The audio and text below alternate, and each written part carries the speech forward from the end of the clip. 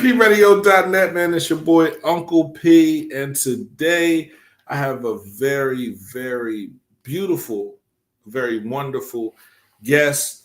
Listen, financial wellness, it's not my forte, right? So I reached out to someone who I truly respect and someone that has a lot of knowledge, someone that is very forthright in helping young children, young adults, elderly understand financial wellness, and we're gonna have a wealthy conversation.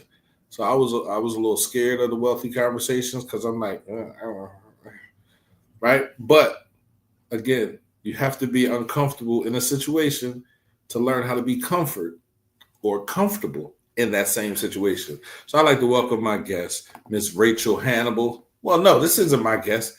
This is the host of this show, right? Yes. No, go ahead. Do your thing, Rich. Well, you the guest. I'm the Are guest. you the guest? I am. I can be the guest. I don't have a problem being the guest. Well, guess what? Welcome to Wealthy Conversations with Coach Rachael Hanible. Yes. How it got a ring to it. Got a little ring to it. I like that. I do like that. I like that a lot. Oh, absolutely. Thank you, Uncle P, for having me. I know we've been talking about doing this for a little while, and here we are.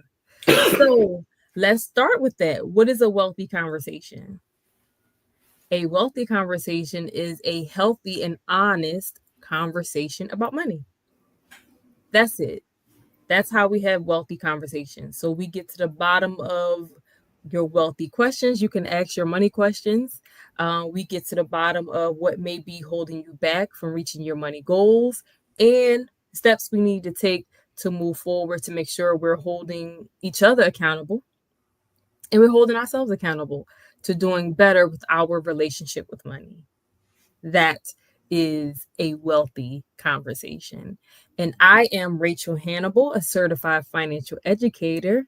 I am the founder of Missing Peace Financial Group. For 12 years, I've been a personal finance coach for adults, helping them reach their short-term and long-term money goals, whatever that may be, helping them define financial freedom for themselves and creating a personalized step-by-step plan how to get from where they are to where they want to be. I am also a financial educator for kids and teens and young adults, where I've created my own personal finance curriculum for kids and teenagers starting at the age of 3. Ooh, so talk about wealthy conversations. We have what I call millionaires in training classes, where I travel and I teach the young people about everything: banking, entrepreneurship, investing, budgeting, credit, all the things. And so I'm super excited to be able to say I've done that in over 140 schools and universities across the nation. Woo! Wealthy conversations. I'm making up my own sound effects. This is me. That was me hitting the button like, woo. Ding, okay. Ding. Right. And so I'm super excited for us to be talking tonight. Yes. So so when I hit you up, we was having this conversation and we were talking about a podcast, and this was over 2 years in the making, right? To get you up here. So I'm extremely excited. I'm extremely humbled that you took the time out to do this. I know you're very busy. I know you got a ton of things that you're doing constantly, and so we're gonna do this once a month, right? You're gonna pick the Monday that you're gonna do it, but it's always gonna be on a Monday, and you're gonna be interviewing different people throughout, Delaware County, Chester, wherever you bring your people in from, right, to have wealthy conversations. And I appreciate this because I am a person that really didn't learn about finances until it was too late, right? How to balance a checkbook. But it's crazy because I used to work at a bank, which really doesn't sound too good, right? But on the other side, right, I always knew how to balance. Let's say I always knew how to keep money in my bank account, but never knew what to do with the money, right? So I buy dumb stuff like too much of too much of anything, right? Equipment, you feel me? Like right now, we just moved into the new space, and I'm like, oh, I got a lot of stuff. I didn't even need to buy all this stuff, right? I didn't need a, but you don't know that until you have it, right? Because while you're doing it, while you're buying it, while you're looking at it, oh, I need that, oh, I need that, not knowing that you needed it last week and you bought it, right? So you're spending money, hand over foot or foot over. How do they say it? Hand over fist. Hand over fist. I don't think you want your hand over the foot. I don't think. I mean, sometimes it feels like that because you're like, yeah, I shouldn't have done that, right? But when we get into a space where our finances aren't where they should be, what's the first step to fixing it? Well, the first step is acknowledging how you got there, right? Like the first step is looking back of the previous steps that, how did we get here? For most of us, the studies show that your relationship with money is formed by the age of 7. So, those are conversations you overheard your grandparents having about money, conversations your parents may have had about money. Those kinds of things kind of shape our mind of like, is money our friend or our enemy? And we begin to really relate to money in that way throughout our lives. Right. So that's something that for a lot of my clients, we sit down and we talk about like, what did you learn about money when you were a kid? What was going on here? How did you get to this relationship? You didn't just make it up on your own. Right. And so, and also I often say like, no one drop is responsible for the flood, right? There are multiple drops. There are multiple steps that we took to get to where we are. We've all made financial mistakes, right? And so just kind of documenting what does that look like, right? Because a big part of knowing what to do is knowing what not to do. So that's where you would start. Just how do we get here? Just again, wealthy conversation, honest conversation of like, how did you get here? And where are we? We are wherever you are. Honestly, where are you financially? Where are you? My first question is always on a scale of 1 to 10. How are you feeling about your finances? You at a 1. Okay. My next question is normally, how did you get to a 1? Break that down to me. What does that mean? Making it rain. On all the wrong things. No. So, okay. I think people are tired of hearing this, but I have 8 children, right? I have the radio station, which I started when it first happened. I was paying most of the bills out of my pocket, right? So I was pouring money into it, not really knowing if money would come out of it, right? Yes, I've had people come to the radio station, have a show, sponsor it, right? Sponsor the radio station, but it hasn't been the money that I first put out, right? I was working jobs to pay for the radio station, to keep it open, to stay here, to buy equipment, to do new things, to get things done. And there have been several people that have come through and helped me out, given me grants. Linfest Institution just gave me a very sizable grant, which allows us to really do what we're doing right now and not really charge anybody for any podcasts or anything like that. And then I have a sponsorship. So I think right now the business is good, but I'm not good, right? So so it's hard. It's very difficult to say where I am, because if I say where I am, nobody really will believe me. They're like, "Nah, you're lying," right?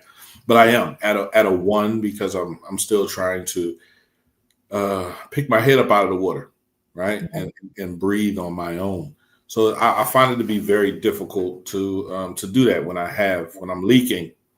I got a hole. Somebody poked a couple holes in the bottom of my cup. I don't know it.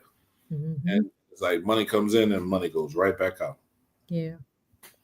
Yeah. The first thing is that we need to, we already talked about reviewing the past, looking back, but then we also need to make sure we have money goals, clear money goals.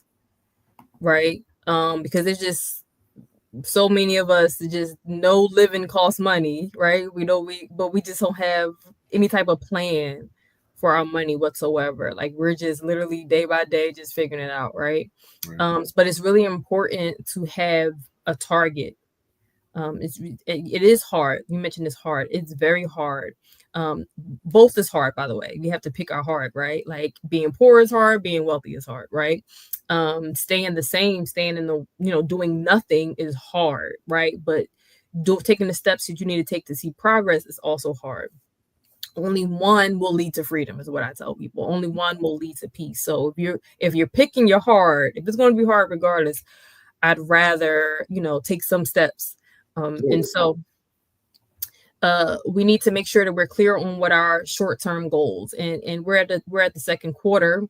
So, I posted, I think a few weeks ago, did you write down your second quarter money goals? I didn't write down my first quarter money goals. April is financial literacy month, so we're walking through this together. Yes, please. So because we have these really big goals, I feel like everyone has really big goals, right? Like we kind of all have like this picture of this house, these cars, these things. That's like the things we want to do for our children, things we want to do for our parents. Like I feel like we all have really big money ideas and money goals, right? But it's really important to break it down to what I call yummy bite-sized goals, right? So maybe, per quarter is a great way to kind of just start down, maybe per month, maybe per check, right? We're going to keep breaking it down where we just know that we can take these small steps, and by the end of the quarter, by the end of the year, we will be further along than we were before we started the goal. Okay. So it's best to have an idea and then track how you're going to get to that idea. That's the only way to do it. And it's crazy because I don't think about me personally. I think about the radio station. So I want a space that allows. See, I'm always thinking about the group, right? I'm not on the I situation, right? Maybe that's my problem, right? I'm thinking about the group. I was going to say it, but I'm glad you said it first. There you go. Because somebody told me last week, they was like, P, like you can't. It's not feasible for this to continue the way you're doing it right now. It's you'll burn out. Yeah, I was confused when you said the station is cool, but I'm not cool. And I'm like, you're the station. It's your baby. As you built it, you are it. It's my baby, but my baby ain't paying me yet. My baby's still in diapers, right? So it's not good. It's good if I'm okay. I'm not suffering. I don't want for anything, right? I just didn't plan to have the things happen that have happened, right? And it gets, difficult sometimes. Okay. Do you think you can create? Do you think you can create a money goal, at least one money goal for? Yeah, if somebody sits down with me and explains what a money goal is, if I have someone to you want to have an emergency fund, then we say, what's an emergency fund? How much is an emergency fund? I tell people side of the road money. I need to make sure as a coach, because I care about you and I love you all, I want everyone to have side of the road money. If you hit someone or someone hits you, you got to pay a deductible. You know how much that is. You want to have that amount saved, $500. Or if you get a flat tire, you need to go get another tire. That's probably $500 will probably cover that as well, right? Do you need to go to the emergency room and pay a copay? How much is the copay going to be? These are the things that I'm most concerned about when it comes to an emergency fund. Okay. What if you were on the side of the road? How can we get you off the side of the road? That's most important to me. AAA. Okay. Okay. What if you need to buy a new battery? What if you need all AAA. These things, right? AAA. Right. So you need some money saved for emergency. This is emergency fund. So anywhere between $500 and $1,000 saved, just put aside just for emergencies, is probably enough for you to be able to get off the side of the road and everything will be okay if something happens, right? Wow. Yeah, I know. So I have a therapist as well, right? And this is kind of what my therapist is telling me, right? The same thing, right? I need to have things prepared for when I get there, right? It's like I walk into a restaurant and I don't know what I want to eat, so I'm just staring at the menu, right? That's too long. When you look at a restaurant, you go to a restaurant, you should look it up to see what they make, right? So you know what you're going to eat when you go in the restaurant. I just walk in and it's like, all right, I walk into a French restaurant and not know how to read French. And I know my name is Jean Pierre, and it seems like I know how, but I don't. I really don't. But very misleading.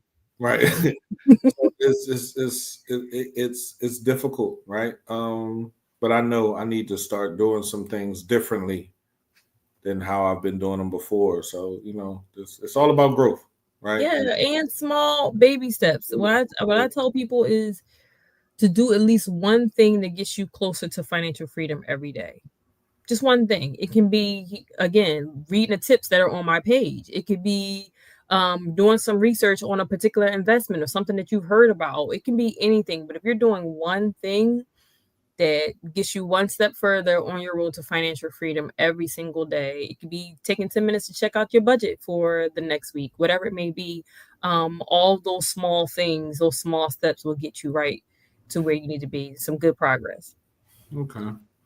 So when I always tell my son, right, because my grandma used to tell me, pay yourself first. So I thought paying yourself first was just buying what you wanted. It's not a bad thought, though. It's not what it means, but it's not a bad thought. Yeah, so that's basically building your emergency fund. That's basically building up your savings, right? Most people spend first and then save what's left. And so I tell people save first and then spend what's left. Do the opposite. Pay yourself first. Don't pay yourself last. Most people try to give themselves whatever is left after they give everyone else whatever pieces of the pie they want, right? And if it's something less, I may keep it left. I may keep it for myself. No, start off the top. Even if it's $50, even if it's $100, even if it's a small amount, it's your money. You are paying yourself first. Here's what I like to give people as a rule of thumb with the pay yourself first. Ready? Whatever your hourly rate is, prepare to pay yourself the first hour of every day. So I tell people top of the morning. When I say top of the morning to my clients, they know I'm saying pay yourself the first hour of every day, whatever your hourly rate is. So if you get paid $15 an hour, by the time you get paid, you should have, if it's once a month or twice a month, however often you get paid, you should have $15 for every hour for every day you paid. You worked. So if you work 10 days, that's 2 weeks. You should have 100. You should put $150 aside. Right. That's easy. That's simple, right? Yeah. You thinking like, I don't know. No, I'm not. I'm really like yeah. It's easy to remember. That's why I say top of the morning. You get the top of the morning. Yep. Good morning. Okay. You get the top of the morning for you.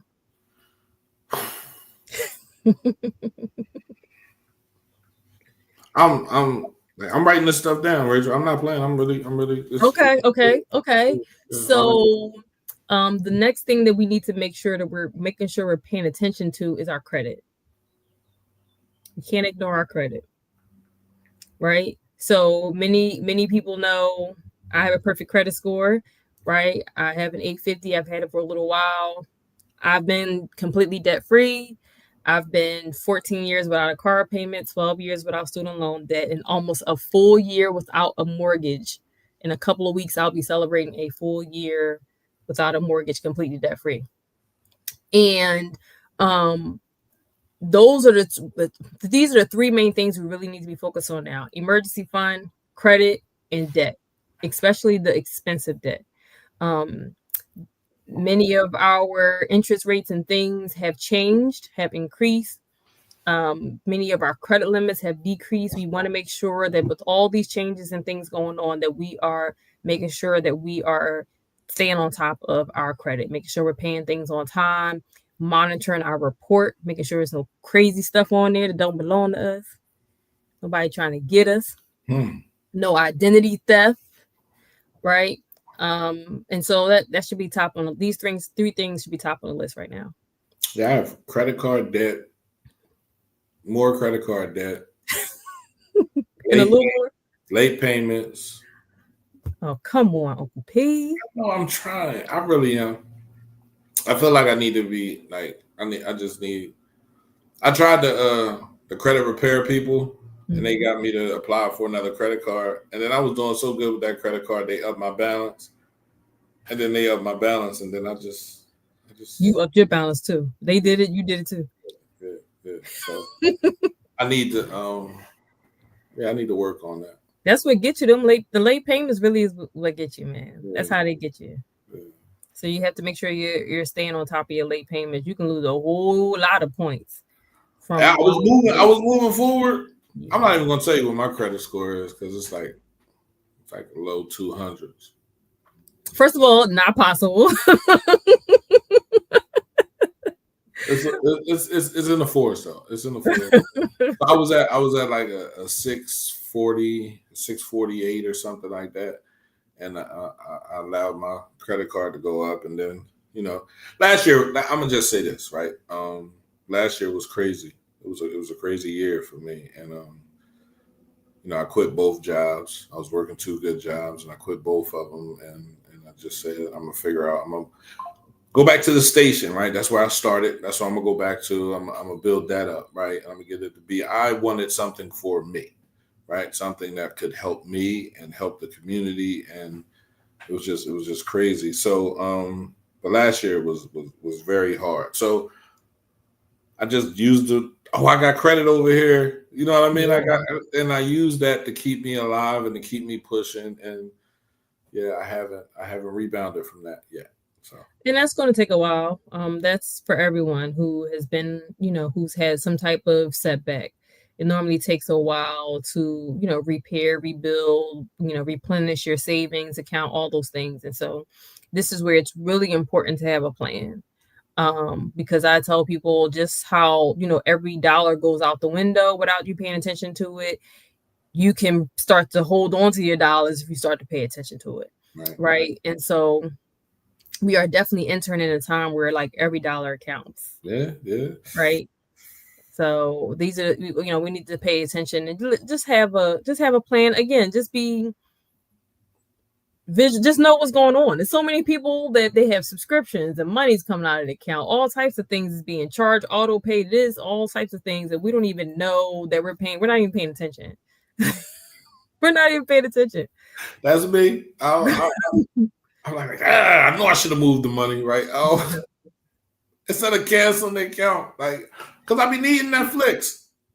Right? I'm not upset about that. I'm not mad about that. I be needing Netflix. You feel me? And but it'll be other things outside of Netflix. At least Netflix is something that you currently enjoy. You can. I like to get my car washed. They give me a joint for $60 a month. I can go get my car washed every day. You feel me? Okay. I went there after they couldn't take the money out. It was $40 for a car wash. Just one car wash is $40. I pay $60 for a whole month. You must get the super extra special. I have a big truck. Now, okay. Well, yeah. See, stuff like that is worth it. At least you're using it. I'm talking about the subscriptions and the things that's on auto pay that people don't use, right? Whether it's a gym membership, whether it's just something they signed up for 3 years ago and forgot. And how do you cancel a gym membership? Because I've been trying to do that. They recently changed it, maybe like 2-3 months ago, maybe. Where now you do have the one-click cancel option for gym memberships now.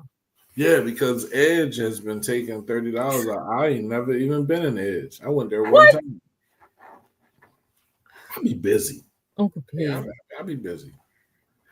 So Edge was taking money out of my account for a long time. I just closed the account. Oh my goodness. Because they wouldn't let me cancel it. They said it was, I said, what am I, a lifetime member? Like, it's supposed to be 2 years. How long ago was this? This was during COVID when I had time. Everybody had time during COVID. Everybody had time, and they were just opening things back up, and things weren't really. So I was like, oh yeah, I'll go to the gym. I'll do it. And I went in there one time, and I don't think I went back. Laugh at me, please. But that's what happens, right? We get caught up in spending money and things coming in and things going out that we don't really pay it any mind. I think it's Rocket Money. That's the app that people can use, right? Mm-hmm. We'll try to get you some sponsors on this show, right? To promote I appreciate that. What they do, right? Because I looked into Rocket Money and I was like, oh, I had 2 Netflix accounts. I didn't even know. Wow. I was always like, I thought Netflix just took that $20. Oh, they take it again. And they take it again. Like, how you gonna take it out the same account under the same name and just keep doing it? Oh man, that's crazy. So I didn't even know I had another account. I canceled that account, and then my daughter called me and said, "Why you cancel my Netflix?" Because I was getting ready to say, like, how is that you? Okay, well, that makes sense. Okay. I never had two. I only had one. But well, it's probably. I guess it would be cheaper to have more than one household under one account, though, right? Yeah, I said you can join this one. Oh, I was on that one. I lost the pass. I said, so how did you create this one? It's crazy. That's what. But you know what? I always say being unorganized is expensive. And there's so many ways that being unorganized is expensive. And one of them is just not looking at what's coming out of your account. There are so many people that I can go in and slip $20, $30, $40 out of their account, and they will have no clue what's going on. None. Clue. Right. And so another way that we're unorganized that is really expensive, it's really costing us money, is just not knowing when things are due. Like the things that are now on auto pay, we're paying them late because we don't even know when they're due. We forget. You know, a lot of my clients, I'll ask them, like, when is the bill due? And they'll say, oh, I don't know, coach. I just give it to them when I got it. Girl, that is not your due date. They better than me, because if the due date go by, I don't give it to them at all. They got to catch me when they catch me. What they gonna do to me? Beat me up? They missed their train. They missed their train. Listen, if you ain't get your money last month, I'm sorry. You gotta wait till next month. And you definitely not about to get double. You definitely ain't gonna get double. You ain't get single this month. You think you're getting double next month? I love it when they ask me, well, if you give us auto pay, no, you can't. No, I'm not letting you take auto pay out. That's a lot of money that I gotta pay you. So that's definitely not gonna be auto pay over here, right? Sometimes I'm petty with the paperless. I all this money I pay, you gonna print. I'm paid for that paper 72 times. You gonna print that paper out and mail it and mail it to me. Thank you. Use the money that I'm paying you. You calling me, talking about why I didn't feel like paying. You want me to save you money? You are not thinking about saving me money at all. Where my discount at? What kind of discount I get? Exactly for paperless. You get a 1%, 2% discount. No, that's not enough. And y'all definitely not trying to do it for the environment. Save paper, save it, go green. No, y'all don't want to pay for the stamps. So you talk about financial literacy in the Black community a lot, right? I know I see you out here in the community. What's one thing that we're not talking about? Right, one thing. I know there's a few, right? But that one thing that kind of bothers you. Unworthiness. And why? Unworthiness. Why we're not talking about it, or why is it a thing? Why is it a thing, and why do you think we're not talking about it? It's a thing because it's been passed down. It's been in the culture. It's been in the movies we grew up watching. It's been in the things that our grandparents experienced. It's been like that. We are not worthy of luxury, of freedom, of peace, of being able to travel, just whatever it may be, like options, right? That it doesn't belong to us. Like there's the boogeyman is coming to take it from us, right? There's a whole grand scheme plan for us not to have it. And no matter how hard we try, we'll never have it. Like these kinds of things in mindsets and thoughts and just even the things that we used to watch when we were kids, if you really pay attention to, it's like, whoa, this subliminal messaging going on here that only certain wealthy people only look like a certain kind of person, right? And it was never us. It never looked like us. And so you have to really ask yourself how that shapes our relationship with money. You have to really ask yourself after years and years and years of people saying like, oh, you might as well spend it. I'm not going, you can't take it with you when you're gone or whatever it may be. So many different sayings that we've just conditioned to hear, and it's been we teach our kids, right? And we don't talk about it because I don't think that we realize that that's what's happening. I don't think that we realize that that's what's controlling what we purchase, that's what's keeping us from doing that life-changing opportunity or that business or whatever the case may be, right? That if you thought something was really for you, like yours, you would go get it, and you wouldn't stop. You would keep dreaming about it. You would keep thinking about it like that. It would be on your mind heavy. But so many of my brothers and sisters do not believe that freedom and peace and luxury and abundance and all these things is for them. And so when we do get a little bit of money, we almost feel like we robbed somebody. Like we got to find someone else to give it to. We have to find someone who's worthy of it more. That's why we give so much of it away. That's why we can't wait to do the retail therapy thing. That's why we can't wait to give it away to a particular brand or a particular name or a particular company or store. In our minds, in our hearts, in our spirits, we believe that those people are more worthy of our hard-earned money than we are. And that's the number one thing I've been seeing after 12 years of doing this.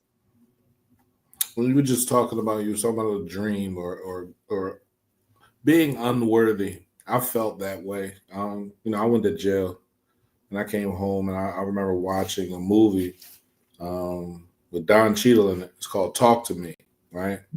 And from that time, I watched that movie. It was like 2009. I was just like, oh man, I think I could do radio, right? I think I can do it. I'm gonna go to school, right? And it never really matriculated. I never really went, but it was always right there, right? And I said that sparked me to think about it more, to the point where when I went to talk to my therapist, I remember when I was younger, and I always liked to listen to Quiet Storm, and I was like, yo, man, like, and he told me buy a journal, and he said, when you start to think of yourself, and he said this, when you start to think of yourself as worthy, you do things that are worthy. Yep. So I want you to buy a journal and write down what you want. And I did that. And we have the radio station, and we're here. So that's why I say I think of everyone. I don't just think of myself, right? I think of the little kid that's 10 years old that likes to watch a podcast, right? And let them know that you can be on the other end. You could be on the other end of the microphone. You could be telling people how you grew up and what you did and all of these things. You just have to believe it, right? Yeah. And our children are not in a space where they can believe in things that are not tangible, right? And they're not allowed to dream. And I want them to be full of dreams. I want them to want to go after some dreams, because when you begin to go after your dreams, that's when you understand that it's possible, that I am possible, not impossible. I am possible. So, I really appreciate you. I've been watching you for a minute, right? Everything that you're doing, I've been hitting you up. We've been talking, right? Then we stop talking, and we talking, and we stop talking. But I said, this is something that I need to happen, because it's so important. Our children, they don't know that they have this unworthiness about money, that they run out to buy the $600 headphones that they really don't need. And listen, I'm one of those people, right? The $1,300 pair of glasses, when they can go and get a $10 pair of glasses and save $1,290. Right. I am that kid. Right. So, if they hear me say it, right, how important it is to save your money, how important it is to put it up, how important it is to think about investing in day stocks, or not right now, because everything is terrible with the stock market. But, how important it is to invest money, how important it is to help your friend, how important it is to think about tomorrow beyond what you're dealing with today.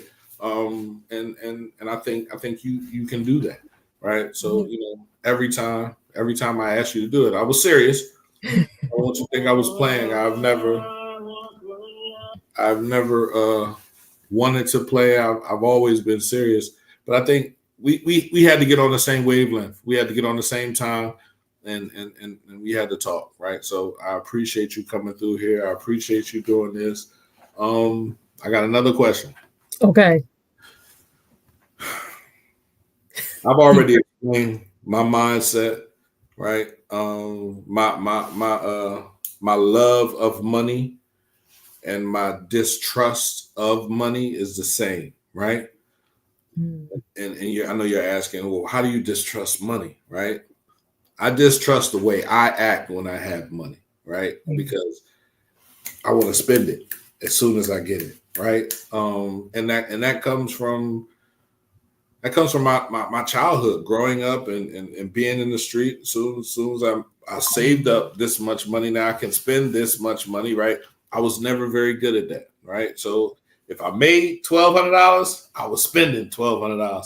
I'll figure out a way to get $1,200. I'll figure out a way to get whatever I got. They got me the $1,200 back again. So, how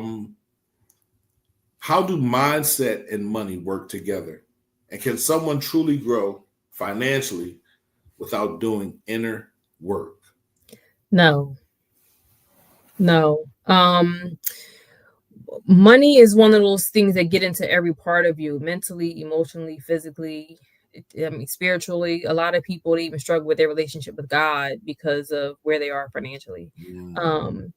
And I forgot what the number is, but I was like reading a study that was saying that doctors report that most of their patients come in being stressed out about money.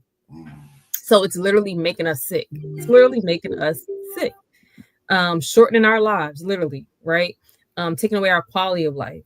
We are up late worrying about money, not sleeping, not eating right, all those things, right? So no, it is absolutely not possible to be able to have a great relationship with money without doing it in the work. Most of my sessions and even our classes, 80% of it is just about like the hard work. We get the 20% of it, we can do some numbers. You can get a spreadsheet off Google if you really, you really don't need me to give you a budgeting spreadsheet. I can't tell you the last time I gave someone a budgeting spreadsheet. No, right? And I guess people assume that that's what I'm doing. Absolutely not. Part of it is, again, I believe personal finance is personal. It's personal. There's multiple reasons why you do what you do that has absolutely nothing to do with money. Because like you said, it can be $10, it can be $10,000. Your reaction is probably going to be the same. So it's not about the numbers. It's not about the numbers. Spend it all. It's not about the numbers. Crazy. That just digs into unworthiness, not being able to trust yourself, because the things that you know is for you and that you're worthy of, you don't even second guess if you're going to make it happen. Right? There are some things, whether we talk about the station even before we got on live, that you were like, I'm going to make this happen. This is my thing. This is for me. I'm going to get it. And I'm going to be relentless in that pursuit. Right?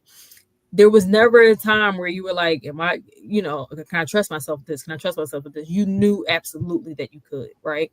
And so now you just need to apply that to your relationship with wealth and becoming wealthy. And again, part of it is, what's the struggle? What's the disconnect? Is it guilt? Is it shame? Is it self-worth, self-value, self-esteem? Like, what, I tell people, somewhere in your life, someone told you that you weren't worthy of more, or even made you feel that way. And so that's the conversation. That's the inner work that you can't move forward without doing it. This is worse than my therapy session. Is it? Some of my clients say this is like, you should call your show the money couch. This is just like a financial therapist. Well, I mean, you really should, because you're showing me that, my relationship with money is much like my relationship with everybody else, right? I don't value myself enough to hold on to it, right? And it's fleeting, so it's like as soon as I get it, it's gone. Even though I'm buying things for the radio station, but as I said earlier, I got so much stuff, I didn't really need that stuff, right? So this is where having a finance coach helps, and this is not just a plug for myself, because there are other great financial coaches that are out. But Well, we got to talk because I told you I need somebody. I feel like I'm a 3-year-old. Like you said, you do 3-year-old. I need a coloring book and everything when it comes to saving, putting money in the bank account. I'm really going to try my best to do that top of the morning situation, right? Because I feel like with that could end up being, where what I needed to be. But if I was to save that money, wouldn't I want to put it in an account that can draw interest, like other than a regular savings account? Yeah, you can do an online savings account. They have a lot more interest. There's no minimums, there's no fees. It saves you from yourself because you don't have a card where you can just go swipe, swipe, swipe. You normally have to wait 24 to 48 hours to transfer the money back into your everyday account that you have instant access to. So there's ways that you can kind of just do an auto, transfer over into that online savings account and get you some interest off of that and build up your fund. So what you're saying is I can set up an online savings account that will take money out of my account, just like the bills take money out of my account. Yep. And to a point where I might not even notice that the money's missing. That's the definition of pay yourself. Oh. So you can tell it, on the 20th of every month, take $20 out of my account. On the 1st of every month, you can tell it whatever you want it to do, and it'll keep doing that automatically until it goes to take it and it's not there, or until you tell it to stop. I like that. So some of my clients, they start off slow. So they penny pinch it a little bit, like $10 every Friday or something like that. They say, okay, I probably won't miss $10 every Friday. And then just to get their feet wet, and then they'll grow and, to more money. No, I'm going to jump right in. I'm not trying to get my feet wet. Okay. I'm saying, you said top of the morning, you get my first hour. My first hour of every day, this is for me. I love that. I still got another 7 hours of work that or for everybody else. And if it works out correctly, it counts out to be, that should be right. That should be right. Yeah. So when I see you soon, I'm gonna say top of the morning to you. You know what's up. Yeah, you got to send me the link for these accounts because I'm not going to pick the right one. I guarantee you. I'm gonna pick the one that's going to send me a card. And if you send me a card, I'm gonna use the money. Yeah, I'm also going to get my daughter to open up one of them too, right? Because I'm all about spreading the joy. Oh, it'd be great for your daughter. Yeah, she's young. She got a good job, right? And just want her to start saving some money and getting money to work for her. I'm not going to say I didn't have anyone to tell me this, but she's 20 years old. And when I was 20 years old, I was running the street, right? And I didn't have an older hustler that came up to me and told me, "Oh man, make sure you got some bread put away. You get locked up. Make sure you're doing this. Make sure you." I had to figure all that stuff out on my own. Yeah. Right. So then, to switch up and say, no, I'm not doing that anymore. It's the same. I learned that it's the same philosophy that I was using back then that I'm not using now. Right. And I need to get on top of that. So yeah, I like that. I didn't know they had like online accounts. Yep. Are they FC? Who are they? Regular? I just want to make sure because I don't want nobody to close us down and they take off with my money. Nope, that ain't gonna happen. Okay. That's the way too. We're getting away from a lot of brick and mortar stuff anyway. Yeah. So it's good. That's how they can charge no fees, no minimums because they don't have that overhead. So they able to give you more interest and all that stuff. It's really good. And they're not giving out loans. No, some of them. Like, Capital One 360 is probably one of my clients' favorites for years. But Capital One also gives out like loans and credit cards too, but they do specifically have an online savings account that's really good interest and no fees and no minimums. Okay. All right. Yeah, you got to send me a couple of those. Yeah. But I appreciate the conversation. Anything else I need to be doing, right? On top of the morning, I need one more thing that I need to be doing, right? To make you're going to do your goals for the quarter. I don't have any goals, Doc. I know you don't have it yet, but you will. Just ask yourself, how much money do you want to have saved by the end of the second quarter? That's it. And write that number down. Give yourself a goal of how much you want to have saved. And the quarter is 3 months? Yes. Okay. That's all. So by the end of June, before we start that second half of the year, how much would you like to have saved? You're going to open up this online savings account so there you can start your goal now. Yeah, I mean, that's going to happen because they're taking the money right out of my account and I can't touch it. So you got to decide what your goal is. So I did can you tell you, I'm not saying it on. No, I don't want you to say it now. You asked me for your homework. That's your homework. Because a child's mother might see this and you saving money? Or you saving? Like, I don't want no trouble.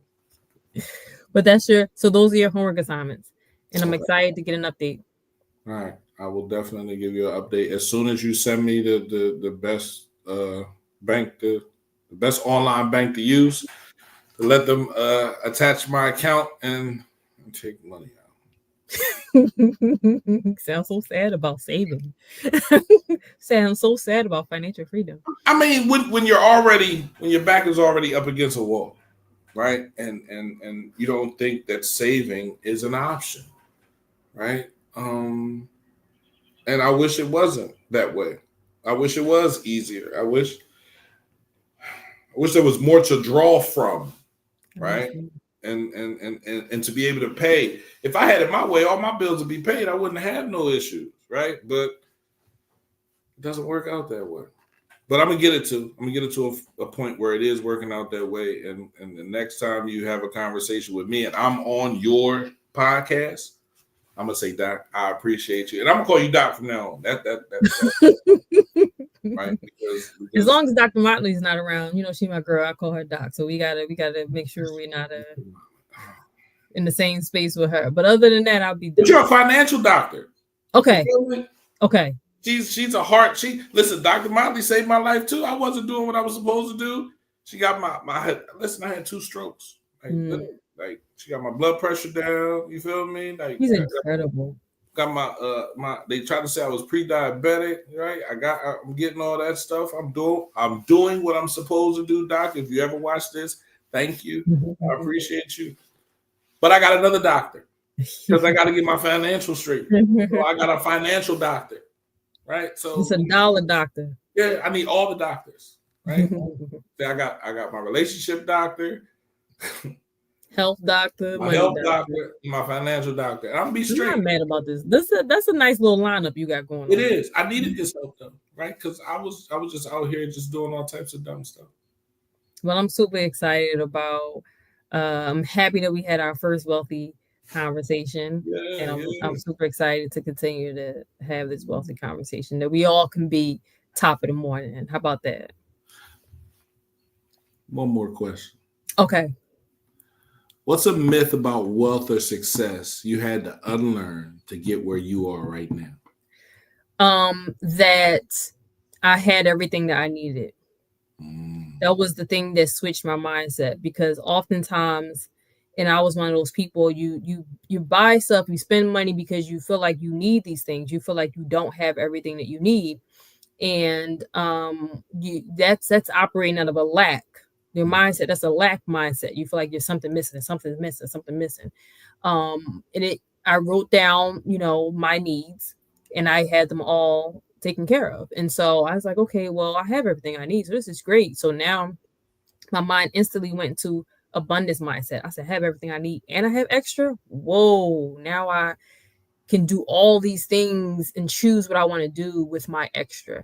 And so I think that a lot of people are mixing needs and wants, and that's really something that's messing us up. And so people ask me, what did you have to sacrifice to pay off your debt or whatever it may be? And I tell people I had everything that I needed. So I didn't have to sacrifice anything. Sacrifice means going without what you need. I never went without what I needed. And so that's the biggest myth, is that we're, moving out of lack. We're spending because we have something that's missing. And in most cases, again, in the 12 years I've been doing this, there's nothing missing. There's nothing missing. Well, I want you to do the goodbye for your show. Let people know when they can find you. The flyer will be coming very soon. I apologize for the delay. But I just want everybody to know how important this show is, right? Look, I like to talk about relationships,